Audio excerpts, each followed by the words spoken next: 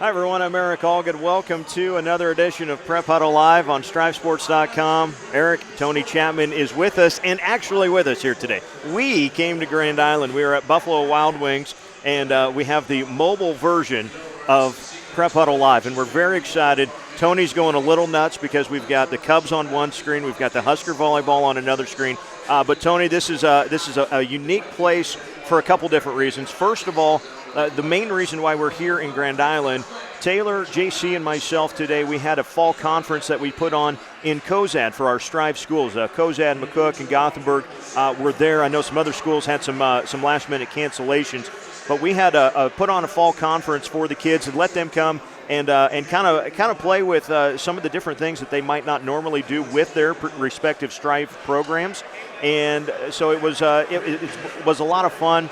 And so Taylor and JC and I were on our way back, and we thought, instead of trying to come all the way back to Henderson and try to set things up in the office and kind of fly through things, why not stop a little sooner? We'll stop in Grand Island. Buffalo Wild Wings was nice enough to let us come in and set up our equipment and take up a few tables. But we're just in the area. So if you're at Buffalo Wild Wings and you're in Grand Island, you want to see it live, you can see the entire setup here, Buffalo Wild Wings. But Tony, this is also a unique place for Taylor and for you and for Strive Sports at this very location. Right, just on the other side over there.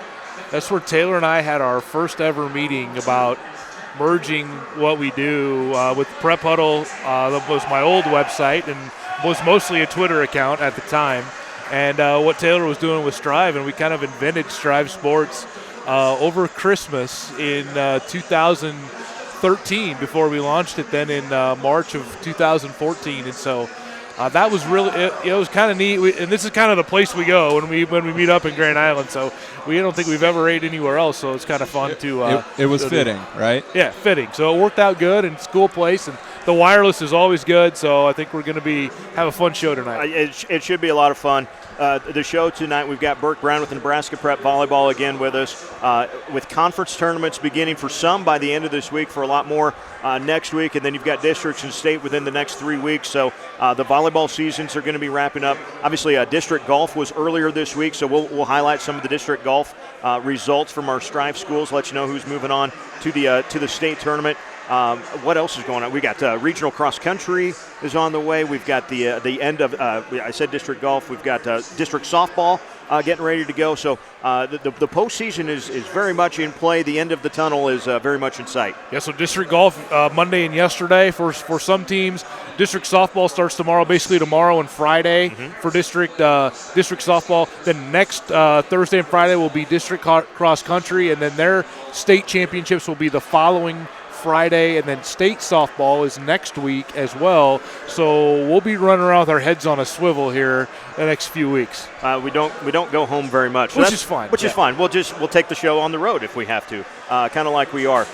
We always like interacting on social media throughout the show, so make sure you use the hashtag PrepHuddleLive, like we have used throughout the night, throughout the year so far. And don't forget that Berk Brown with Nebraska Prep Volleyball has used that hashtag himself to give away some T-shirts. And if I'm not mistaken, I saw on Twitter, Berk's got 2 left. So we will get to Berk here in just a little bit.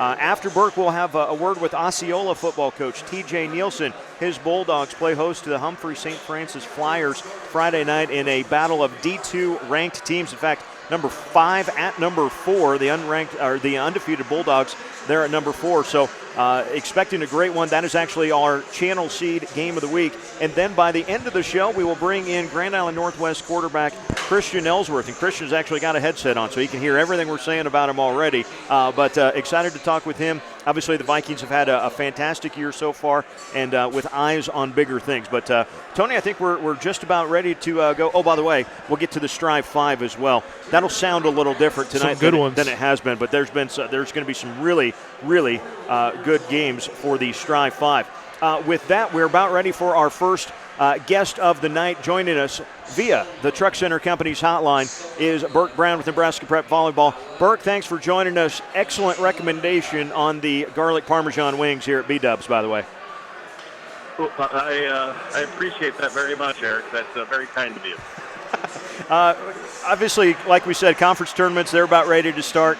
The real postseason is just about here. Tony and I said that, that the night before, the couple days before the first football games are like our Christmas Eve. So is it like your Christmas Eve right now with postseason just about here?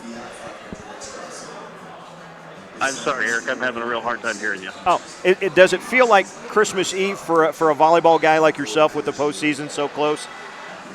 Yeah, I mean, for me personally, it feels a little bit like the day after Thanksgiving because I feel sad, but that's just that's normal. But it's getting close to Christmas time, so like you can start to feel it coming, and it's an exciting time because you can see teams really starting to kind of get the grind going and getting ready for postseason, and we're just really about 3 weeks away from it.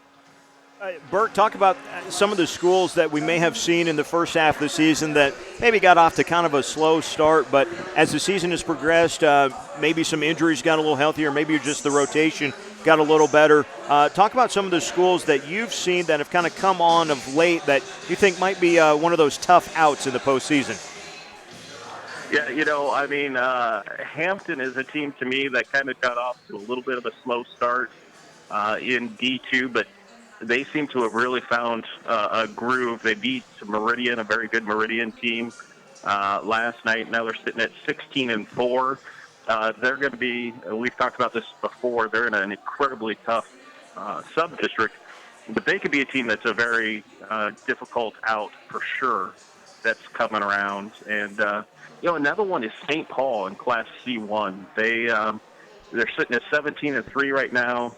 Leslie Fox is a great player for them. Clara Teed, also very good. But, again, they're stuck in a tough sub-district. But they could be one of those teams that could knock off a couple teams and really do some damage in the postseason. And, and I think in Class A, if you look at Lincoln Southwest is kind of that team that is on the rise. They're getting everybody healthy, and they're starting to play well right now. Berk, we follow Twitter obviously very closely. We follow that online, and you knock these things out of the park when you tweet before the show. So I've got to ask you about the rumors. What do we need to know about Aurora and Freeman that we don't already know?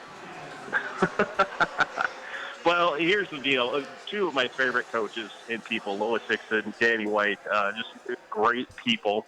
And so I just kind of, the Hicksons are one of the great volleyball families in Nebraska. Just love to kind of stir the pot there with them. But what you need to know about them is they're tremendous teams right now. And you talk about teams that are legitimate title contenders. I really feel like Aurora in Class B is kind of flying a little bit under the radar because you've got such great teams like Gretna and Scott, Grand Island Northwest, with Kelsey Plocky and Kylie Roach, of course, and Allie Carlini playing so well. But Aurora is kind of under the radar. Nobody really talked about them. They're sitting at 16-3. Kylie Hickson, one of the best all-around players in the state. But really the surprise for them, in my opinion, has been Jayza Shireman, the way she's come around. She's averaging about 2 blocks a match. And Carrie Oswald has come on as a setter. She's just a junior. She replaced Allison Penner, who went out to North Carolina Greensboro. And she's averaging right about 10 set assists per set.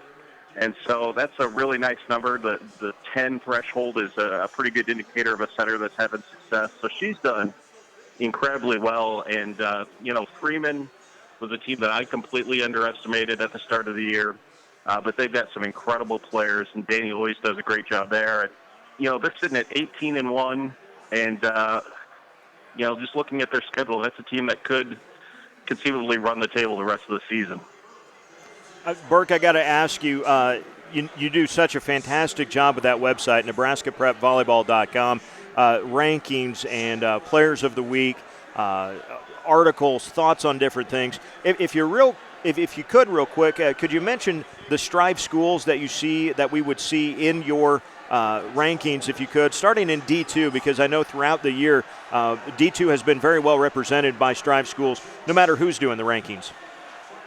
Yeah, absolutely. In D2, I've got Exeter Milligan at number 3. Haley loves him, I think, is a phenomenal player. Could play for just about anybody in the state. She's a great player for Exeter Milligan. They're 15-3, sitting at 3rd. I've got Hampton at 7 and Meridian at 8. Aaron Johnson is a really nice player for Meridian. We talked a little bit about Riley Piper before, but Aaron Johnson at Meridian as well. And, of course, Madison Van Hoosen, I feel like, is one of the most athletic players in the state for Hampton. So we've got those 3 schools. And then in D1, really it's kind of loaded there with I've got BDS at number 4, Johnson Brock at number 6. Emerson Carbajal has been phenomenal for them all year. Heartland at 8. Eve Vanderneck is a 6'4" player for them. Very, very good.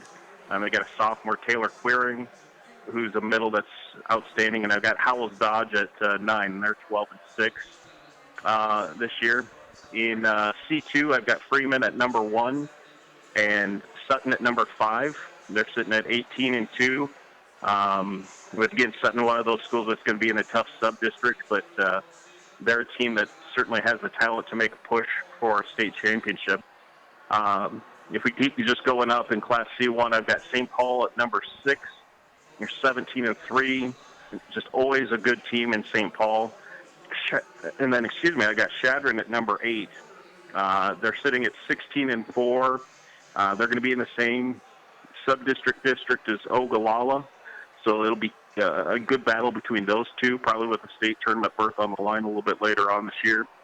Class B, we talked about, I got Grand Island Northwest at 3 and Aurora at 4.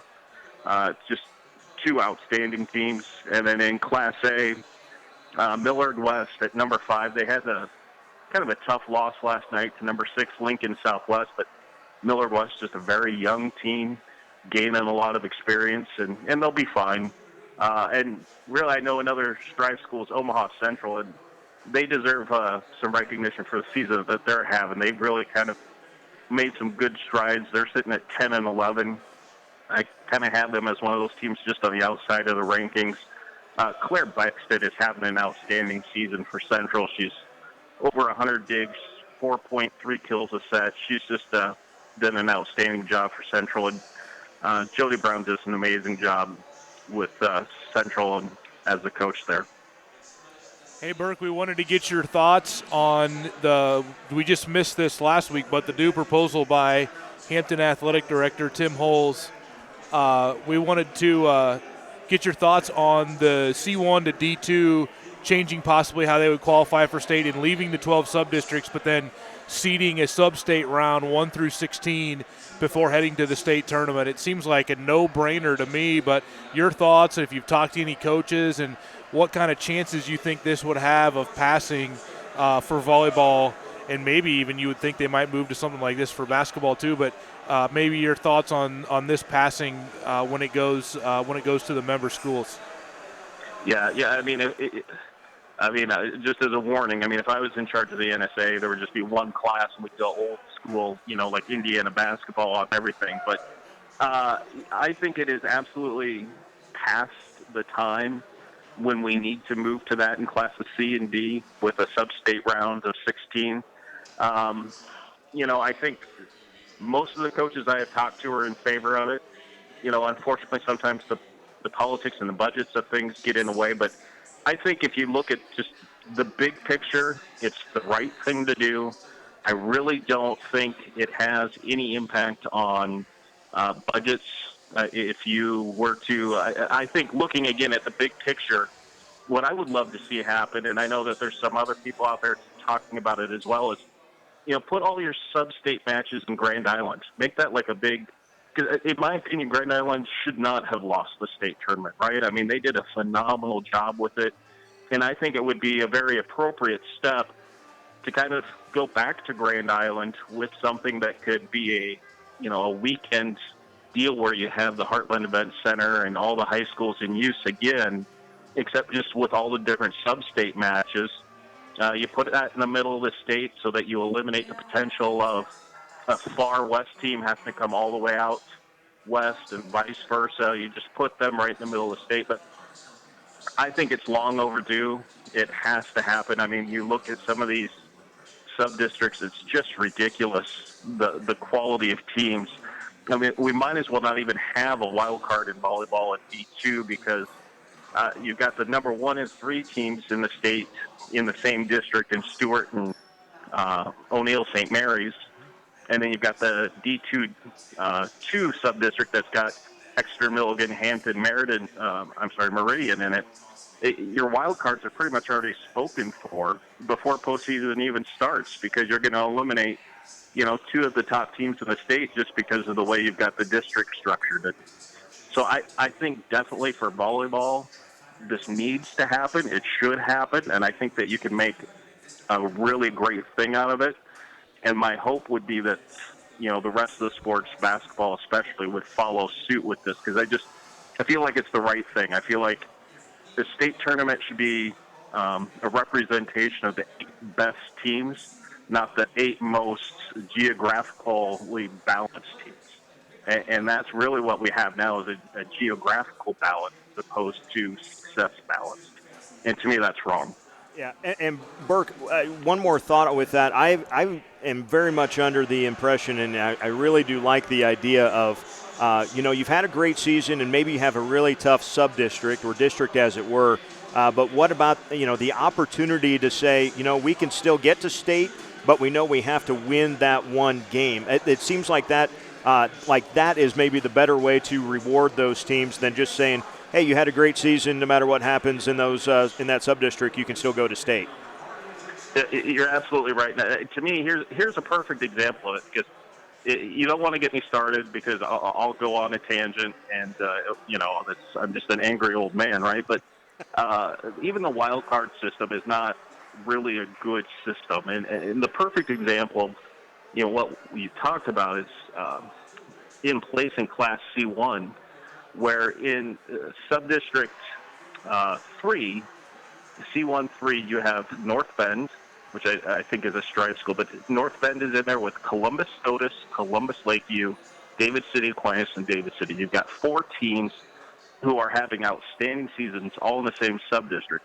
And then the winner of that sub-district likely has to play Malcolm, and oh, by the way, Malcolm is 19-0 this year.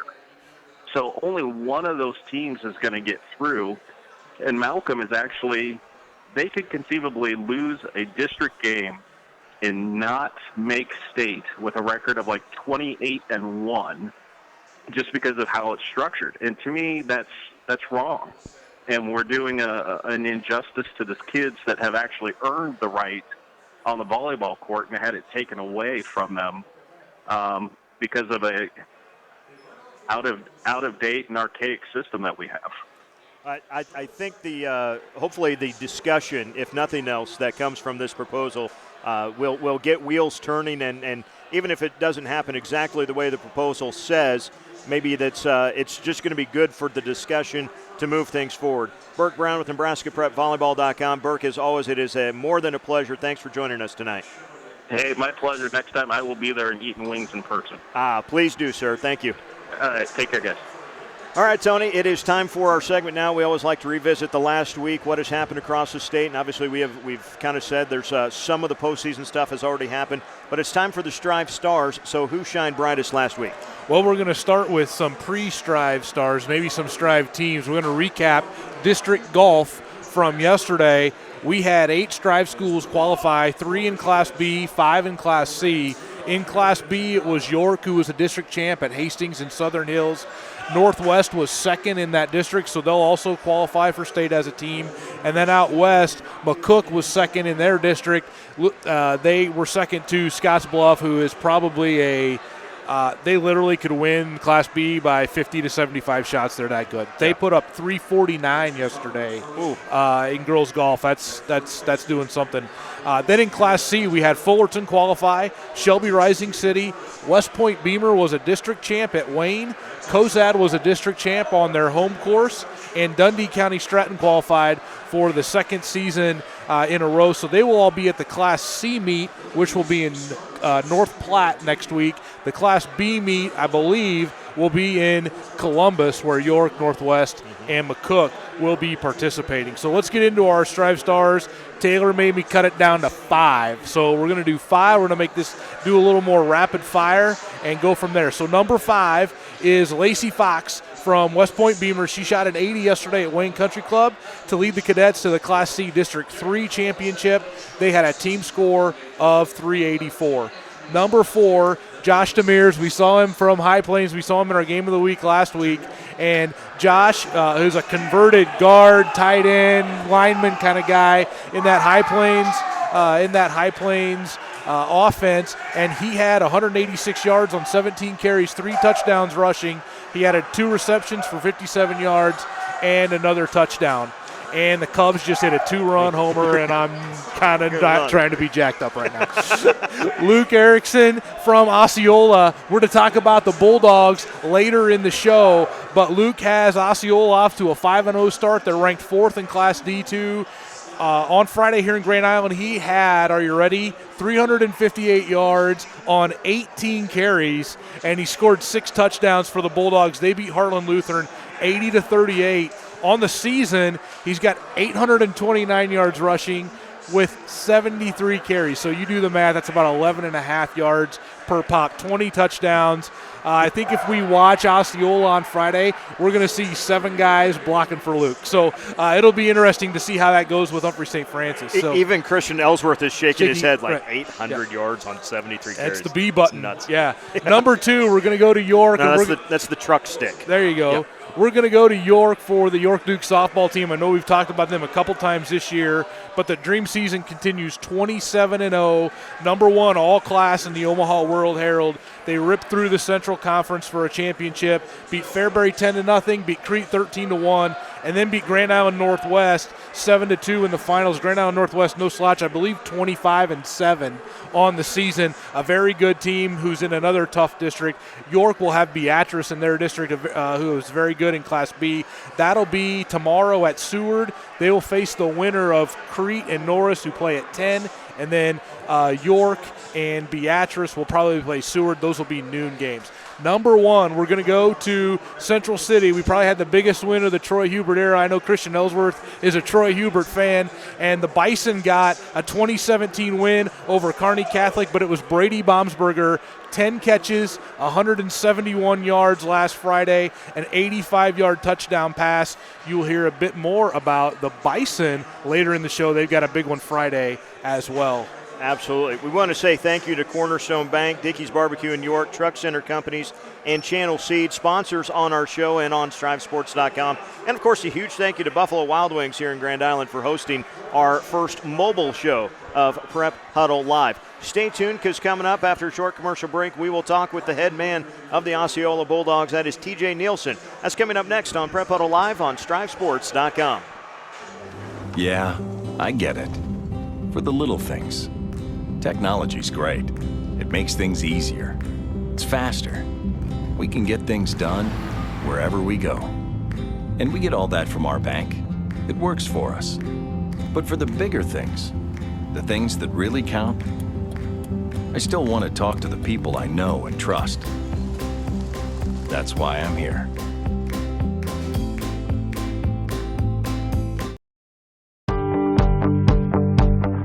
I love it. It's fun. It's a fun industry to be in. Meet lots of different people, do lots of different stuff. There's always something new happening, so. So far I've been enjoying it since I've been here. It's been great, learning new stuff every day. I recommend anyone coming and work here because so far the working environment's friendly, everyone's kind, and also the new guys that come here, they'll gain the confidence that they need just to come and work. I like how everybody around here is, we all kind of become real good friends. It's like a second family here. It's not something you would come to just work for a month or two. It's something you'll want to stick with forever.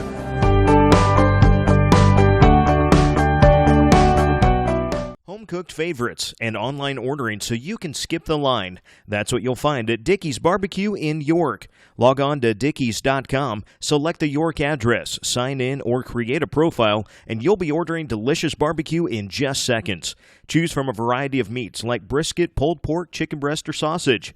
Add a home-style side like waffle iron fries, fried onion tanglers, barbecue beans, and even fried okra. You won't go away hungry. Try Dickey's Barbecue today and log on to dickeys.com. Kids eat free on Sundays. Seedsmanship is what truly sets Channel Seed apart from other seed brands. It's our unmatched ability to provide you with the expert advice and customized service that helps you get the most yield out of your acres. It's the added value of year-round service combined with elite seed products that you only get from Channel Seed. At Channel, we know the importance of staying connected. As seed experts, we look to get the most out of your fields by putting ourselves in them throughout the season. That's seedsmanship at work. Prep Huddle Live on StriveSports.com. I'm Eric Allgood, Tony Chapman alongside of me. This Friday, our Channel Seed Game of the Week will take us to the D2 ranks for the final time, or I should say for the first time this season, and with this game we will have covered every class in the state of Nebraska on their respective Game of the Week night. It is the 4th-ranked Osceola Bulldogs hosting the 5th-ranked Humphrey St. Francis Flyers. We are joined on the Truck Center Company's hotline by Bulldog head coach TJ Nielsen. Coach, thanks a lot for joining us tonight. No problem. Thanks for having me. Thanks for what you guys are doing. Hey, we had seen you guys, of course, in the preseason with Camp Confidential, and I know there was a lot of great excitement that day. Talk about the excitement that you guys have built now on the field, which is where it matters. 5-0 on the season so far and putting up some really nice offensive numbers.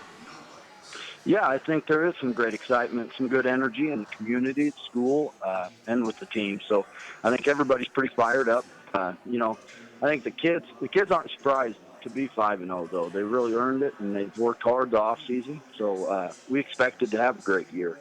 So I think for the most part, our team's pretty focused, and we're just trying to get better each week. Coach, oftentimes in 8-man, you can kind of lean on a couple leaders to get your team through some good times and some bad times. Who are the guys in the huddle that everyone kind of pays attention to? Obviously, Luke Erickson has put up some good numbers and is getting some good publicity, but who are some of the other guys out there for the Bulldogs? Yeah, I think this team has some great leadership this year. We have some good depth, and it's hard to just point out a couple. We have so many that contribute and play in and out on Friday nights that, but our kids we really follow our 2 4-year starters, and that's Luke Erickson at quarterback. The kid's just a hammer. He's a very determined kid, very athletic, smart. But he's been our quarterback for 4 years, and it seems like he's been there forever. So we're lucky to have him running our system. And, then I think the other one that everybody leans on is Bennett Nelson. He's our D-end and tackle. I always say he's our workhorse. So, a very physical kid. And I don't know if he's ever taken a day off. So, those are our 2 kids that our kids really follow. But we have so many kids that contribute, and it's a great team effort this year. But those kids are very, very high character kids, and they just do things the right way. Hey, Coach, it's Tony Chapman here. You guys have been to the playoffs the last couple of years, but you haven't got that win to get maybe to that round of 16.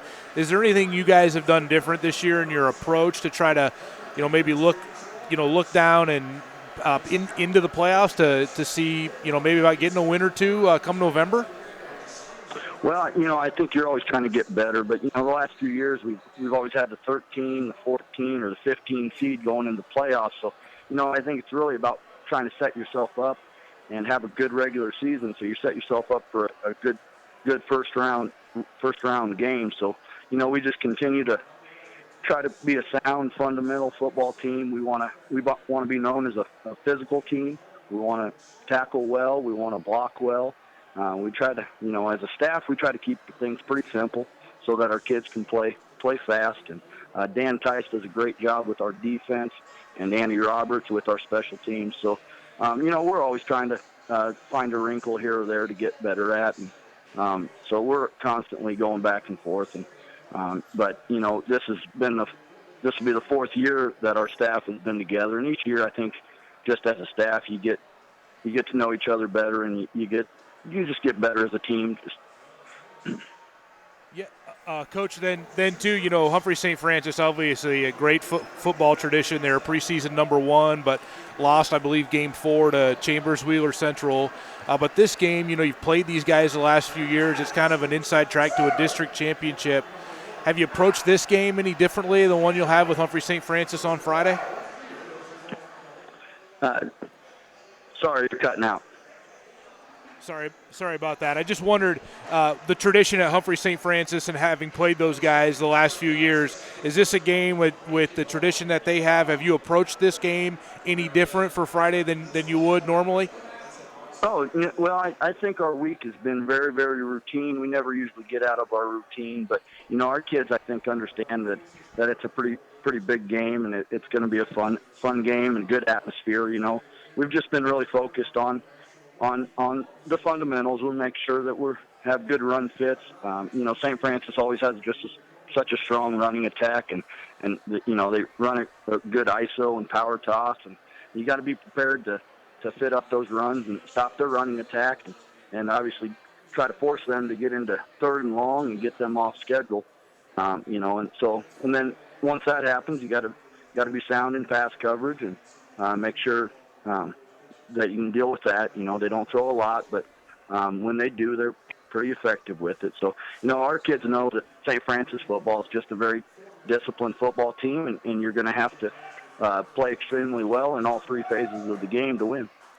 Coach, you probably kind of took away a little bit of my next question, but obviously in games that come down to such good ones and that come in with that look so good on paper, sometimes those games come down to one or two plays or just one series of moments, if you will, to determine the winner. But is there any one specific area? I know you touched on St. Francis running game. Is there one specific area, maybe outside of that you really see as being a key moment for the game and a key aspect for you guys?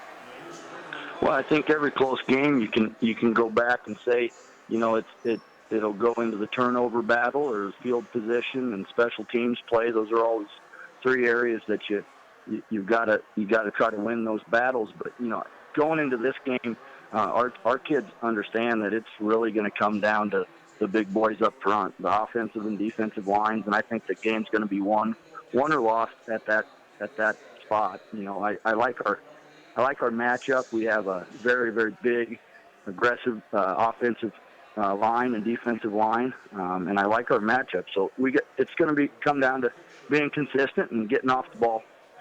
Coach, as always, thanks a lot for the time. We wish you guys the best of luck. Obviously, our Channel Seed Game of the Week, Osceola will host Humphrey St. Francis coming up this Friday night. Coach, best of luck.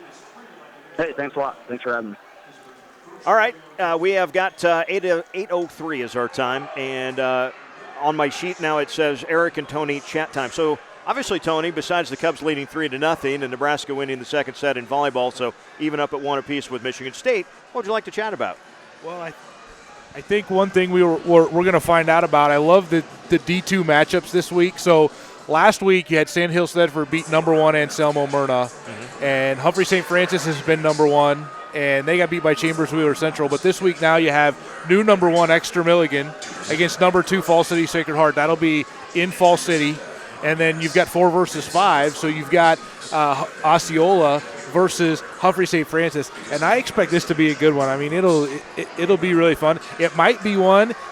It might not even take 2 hours. I mean, if we see like 15 passes in this one, I'll be curious to see. And then I'm curious to see, we'll talk to Christian later, but the first week of this B6 district is going to be something else. We're going to find out, Aurora plays Seward, York plays Northwest. We got 3 teams ranked out of the 4. Seward is 3-3, made the playoffs last year, and they even probably feel like, if they could somehow win a game or two in the district, that they might be able to have a shot at getting in the playoffs. So that'll be real interesting. And then, of course, District 2 out in West Omaha, those guys will get to start beating each other up. But that was interesting. Last week, a couple teams maybe got caught with their eyes maybe a little bit ahead. You had Gretna lose to Plattsmouth 50-49 on a 2-point conversion in double overtime.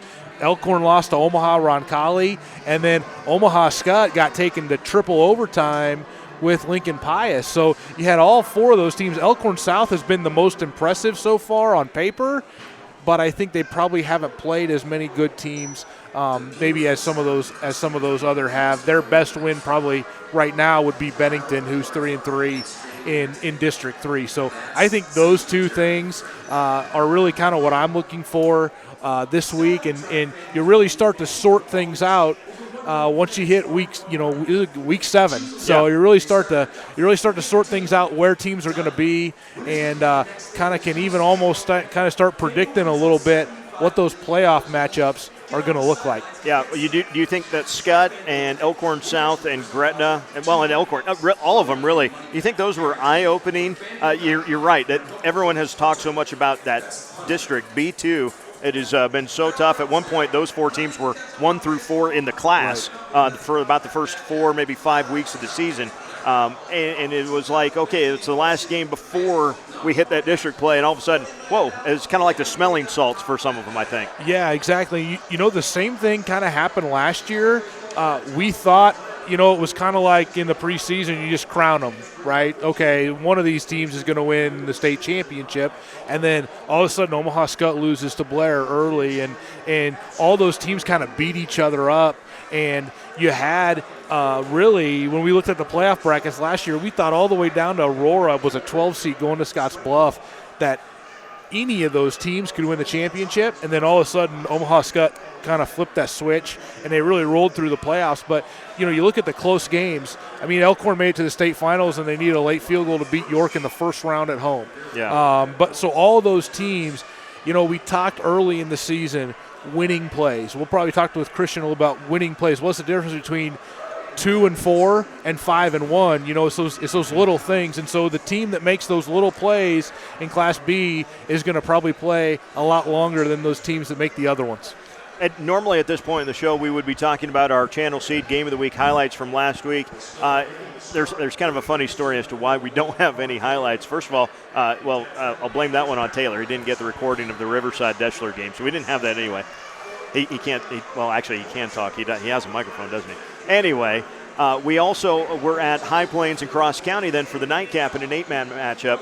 Here's the thing, though. Normally we do that editing on Monday and have that ready for you on Tuesday, and then we play them again here during Prep Huddle Live on Wednesday.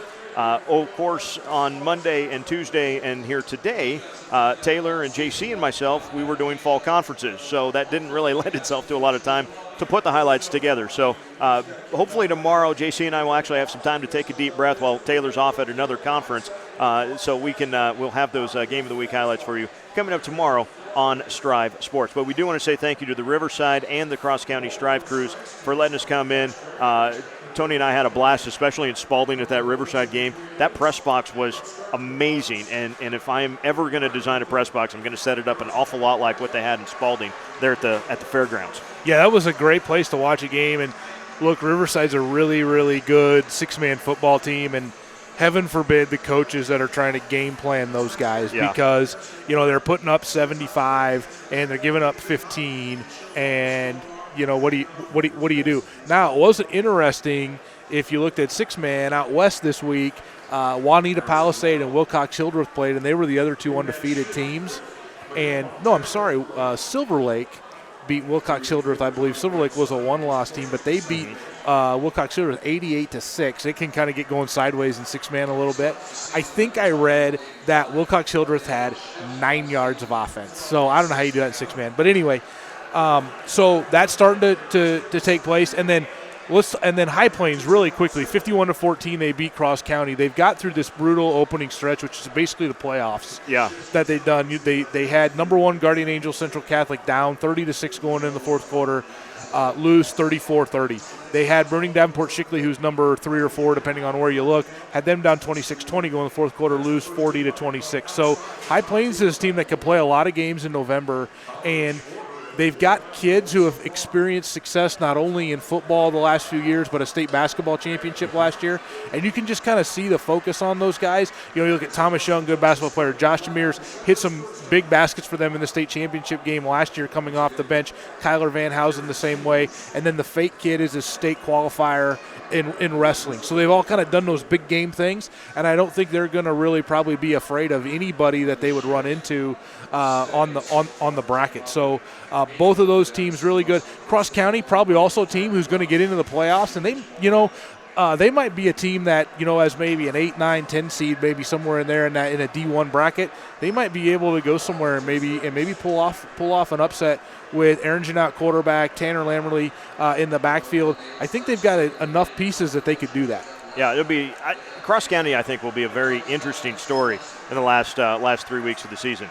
We're going to take another commercial break, and when we come back, we will talk with Grand Island Northwest senior quarterback Christian Ellsworth. We kind of did a conversation with him before we started the show even, but we'll kind of recap that and talk about that coming up after this timeout. You're watching Prep Huddle Live on StriveSports.com. Yeah, I get it. For the little things. Technology's great. It makes things easier. It's faster. We can get things done wherever we go. And we get all that from our bank. It works for us. But for the bigger things, the things that really count, I still want to talk to the people I know and trust. That's why I'm here.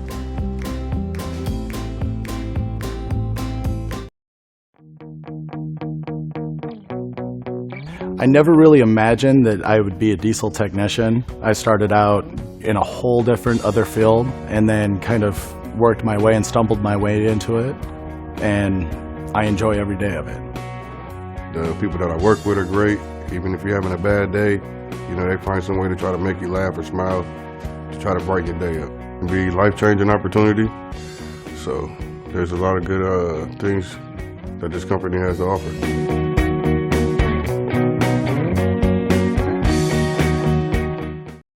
Seedsmanship is what truly sets Channel Seed apart from other seed brands. It's our unmatched ability to provide you with the expert advice and customized service that helps you get the most yield out of your acres. It's the added value of year-round service combined with elite seed products that you only get from Channel Seed. At Channel, we know the importance of staying connected. As seed experts, we look to get the most out of your fields by putting ourselves in them throughout the season. That's seedsmanship at work. Home-cooked favorites and online ordering so you can skip the line. That's what you'll find at Dickey's Barbecue in York. Log on to dickeys.com, select the York address, sign in, or create a profile, and you'll be ordering delicious barbecue in just seconds. Choose from a variety of meats like brisket, pulled pork, chicken breast, or sausage. Add a home-style side like waffle iron fries, fried onion tanglers, barbecue beans, and even fried okra. You won't go away hungry. Try Dickey's Barbecue today and log on to dickeys.com. Kids eat free on Sundays. Welcome back to Prep Huddle Live on StriveSports.com. I'm Eric Allgood, Tony Chapman, and we are joined by Grand Island Northwest senior quarterback Christian Ellsworth. Christian, thanks for hanging out for a while. You got here before the show even, so you've seen the operation now. Yeah, thanks for having me. It's nice atmosphere out here. Got the Cubs game going on, so thought I'd stop in and give Tony a hard time. Cardinals fans, so don't like the Cubs much. I'll forgive you. for now, anyway. Hey, I want to talk before we really get into the sports aspect, which is kind of why you're here. You all were also in attendance for one of our conferences on Tuesday. Today's Wednesday. So yesterday, there in Henderson at Heartland High School. Talk about your experience. We think it's a unique opportunity for kids to maybe kind of step out of the comfort zone and do some different things with the Strive atmosphere and what we can offer for schools. So from a student perspective, how was that for you? Yeah, it was a great experience. You know, you get kids from different schools have to work together. You know, you get 2 hours to make a video production, so you're working hard, you're stressing out together, but it was a lot of fun just being on the opposite end of the camera, you know, seeing how everything works, how the soundboards work, and things like that. Yeah, you've probably done a few of these types of interviews, maybe not at Buffalo Wild Wings like this, but have done something like this. And I know that you've said before that this or something along the video production type thing might be something that you want to go into down the road. Yeah, definitely. You know, wherever I go to college, don't know yet, but definitely am interested in looking at a major in something with broadcasting. Kind of a double major, actually, with also something in the medical field, so I don't know what route I'll take, but definitely an option and something that I enjoy. Should we tell them now that there's more money in the medical field than broadcasting? Yeah, we should. Oh, okay. Yeah, okay. I just wanted to say. All right, let's bring it now to the sports aspect. I want to talk about your guys' schedule, and obviously the NSA does a lot of the scheduling. It tells you, kind of where you're going to be and whatnot. But your road trips this year for Grand Island Northwest at McCook, at Gering, at Sydney. Round trip to McCook, 306 miles. I Google Mapped this. At Gering, 630 miles. At Sydney, 528 miles. That is 1,464 miles, according to Google Maps, and something like 12 hours in a bus for 3 games. How is your team still sane? I know Damon's not, but how is the rest of the team still sane at this point? You know what? It definitely makes bonding a lot easier because we're on the road for so long with each other. But you know, once you get past being in the bus for that long, they are kind of fun trips. You know, you're with your friends, and to going to Gering, we stopped in Osceola and played in the river, and going to last week going up to Sydney. We stopped at a rest stop in North Platte and threw the footballs around. So, I mean, they're fun experiences, things we'll remember forever. But it definitely does get long. It gets old getting home at 3, 4 in the morning. So, but something we have to deal with. Yeah, I know we talked to McCook coach Jeff Gross earlier in the season. He said that they're on their trip home from Alliance. They got home at 4 in the morning. It's got to make it interesting, well, I suppose to say the least, especially if you got the Dominator on the side. Let's talk about your guys' season now a little bit. Coach Stein has talked, and we've actually had a chance to talk with him and you guys a couple different times throughout the year with some different things that we've done. And he's talked, I know, a lot about doing the little things that make the difference. Between last year, you guys had 5 losses down the stretch by a combined 25 points. So what's the biggest difference for you guys that you've kind of taken on the field? Because it's one thing for a coach to say, hey, we're going to do this different, or we have to have this mindset. But what's it been like on the field that's been different this year than it was last year? Yeah, our big thing this offseason was row the boat, and you'll hear it, you'll see it on Twitter, you'll see it all over the place. That's just our thing. That's our mentality that we have. Go whether it be you're on the field one play or you're on the field all the plays. When you're on the field, you got to row, and you got to row with other 10 dudes on the field with you. And it's just that kind of mindset to finish things, do it together. We brought in Marines this summer during our summer workouts, and that was really interesting, really fun to see what the workouts they had for us. They're physically taxing. I mean, by the time they are done, you are spent physically, and it was something. It was a bond. It was a special feeling being in those workouts with your teammates and them going through the same thing you are, and not just getting through it for yourself, but getting through it for the person next to you. And that's kind of what we've carried over onto the field. I remember looking at we call them our mongeese, our line up front. Looking at them after the Scottsbluff game, after one drive when they're playing defense too, and Scottsbluff scored, and I say, hey, remember what we did this summer. We have to row. We have to row now. We have to go win this ball game. And that's just kind of the thing. Last year we would have been a team that you would have seen fold right there because we lost those close games at the end like that. We've been in those experiences, those situations, and now we know how to win. We know how to row together. Christian, that's what I was just going to ask you. Has that been the big difference? Last year you were 3-3 going into district play, and this year you're 5-1. Has that been the difference? I think of the play Austin made in the Scottsbluff game where it's 4th and 2. Actually, I go back to the first down play that Brooke Brown made the sack to get him in a bad down and distance. Those are the plays you didn't make last year. Do you feel like that's kind of been the difference? Yeah, they've definitely been the difference. Those are 2 great plays that we made as a team, and those, you single out those dudes, and they made heck of plays there. But it's plays like that all year long that we've made that we didn't make last year, and those single plays are definitely the plays that win us those ball games.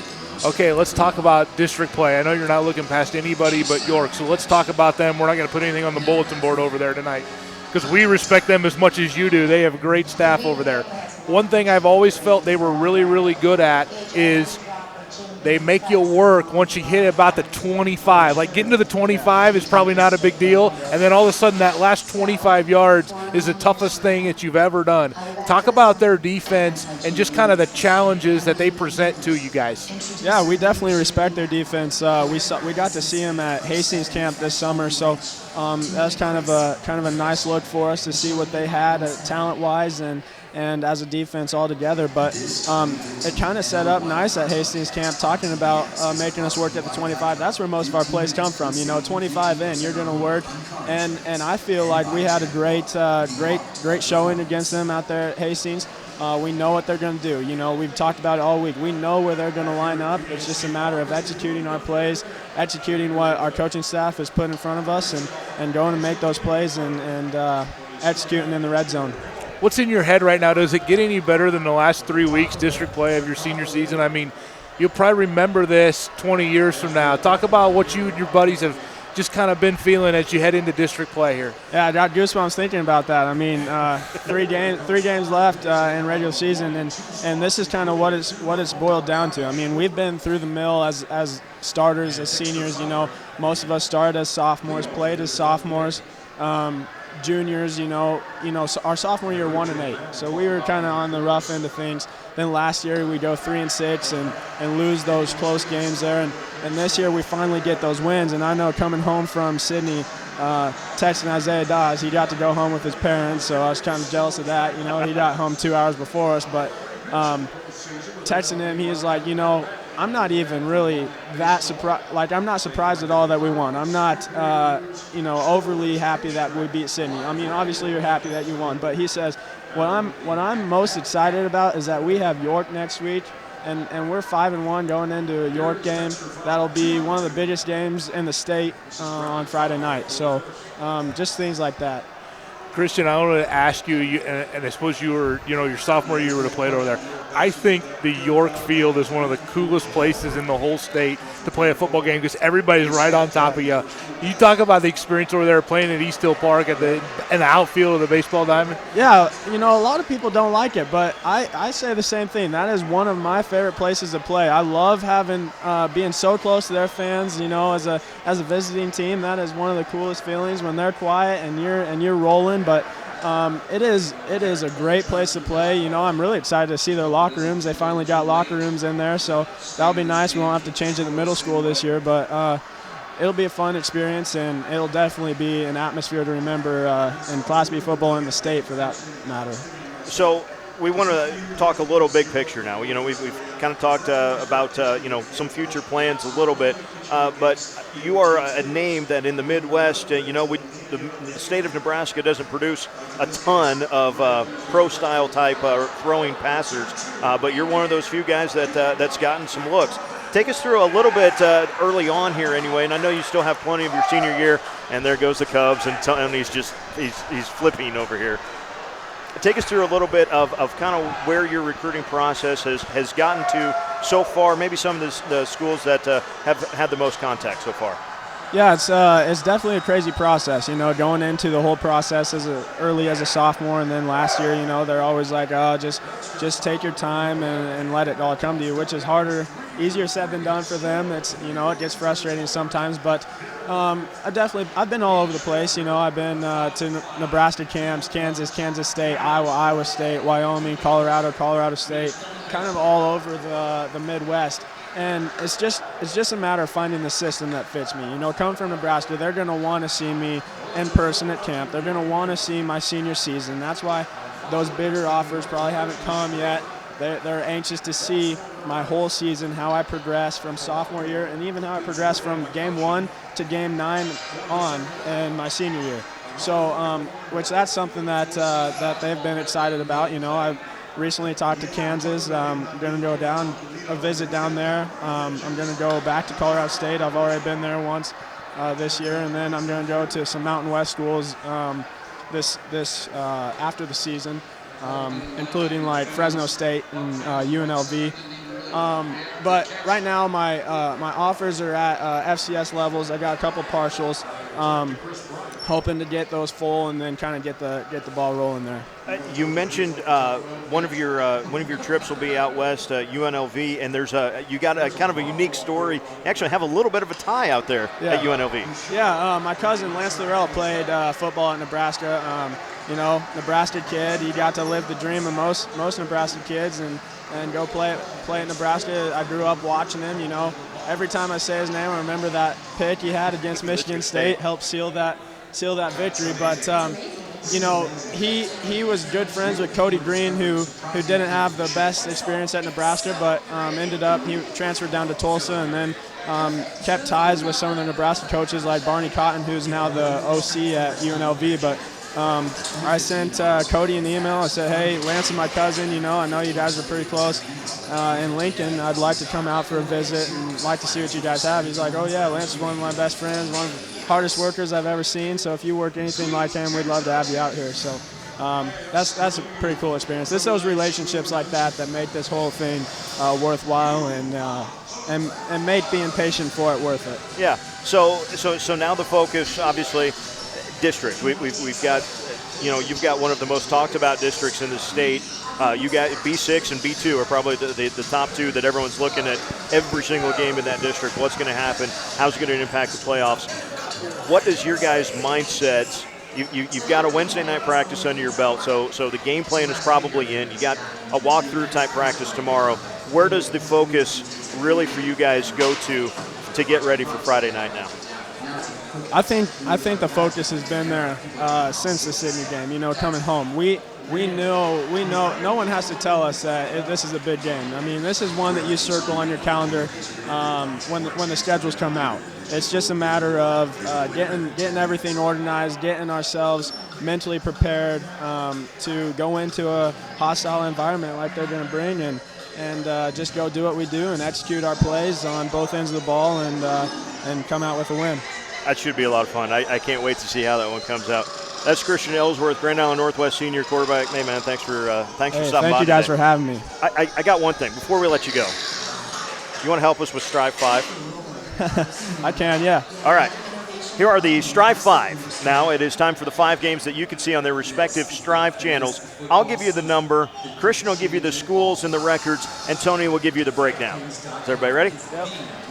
Number 5. We got Nebraska Christian 4-1 at Fullerton 3-2. This will be a big one. 2 playoff teams from last year. Nebraska Christian coming off the big win against Howells Dodge last week, and Fullerton off the loss to undefeated Clarkson Lee.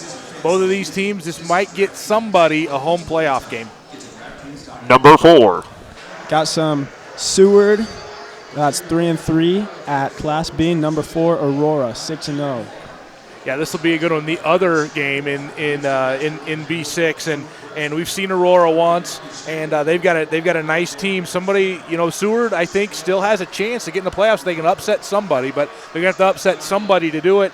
Maybe it starts in Aurora on Friday night. Number 3.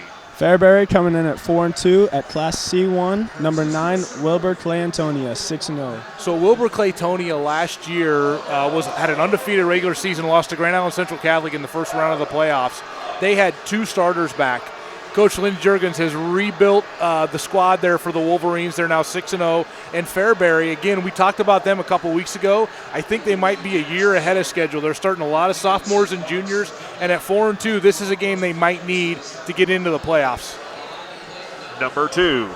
Got a big game in Class C1. Number 8, Holders Dusters 6-0 coming into Central City 5-1. A Central Conference game, right, Christian? Yeah. So this is a big one for Coach Troy Hubert and the guys.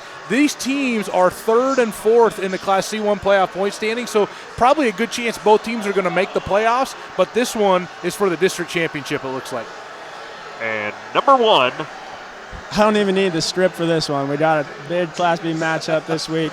We got number 9, Northwest High School, 5-1 going to York. Number 3, 6-0, big ball game. Well, this one we're neutral on this one. 2 Strive schools, and we're excited to see how this one turns out. Either way it goes, the season's not over for either team because there are big games down the road. But playoff implications, this is do I get a home game kind of game if once I make the playoffs. So this will be a good one. I'm excited to see the spread against my favorite defense in Class B. This should be fun. What's the defense? York's okay. defense. York's is my defense. favorite defense in Class B. I didn't know if it was the system or if it was just the way they play it. Just the way they play it. The way they play it. All right, that'll be fun. So it'll be Christian against that York defense. Oh, fun stuff. Christian will tell you he's got 10 buddies playing with him too, though. It's not just him. Well, yeah. Well, he's got a lot more than 10. True. And he's got a Dominator. There. Now, Austin, stop eating all my pizza. With that, I think, if I'm not mistaken, we are said and done. If you use the hashtag PrepHuddleLive, thank you for doing that. If there's any comments, hopefully Taylor or Tony will holler at me here real quick. But with that, I think we can say thanks for watching here tonight. A huge, huge thank you to Buffalo Wild Wings here in Grand Island, who has been a very gracious host for our broadcast here tonight. It seems like I think this is a lot of fun for me to be kind of out and about and live and in the setting. So, Tony, I think we should do this again sometime. I think you guys should come over every Wednesday. Road trip every Wednesday. So then I don't have to say that you're joining us from Grand Island. You just be here. Jessica Seward and Angie Allgood are rolling their eyes. No, they're not even watching. They stopped watching a long time ago. That's it for that.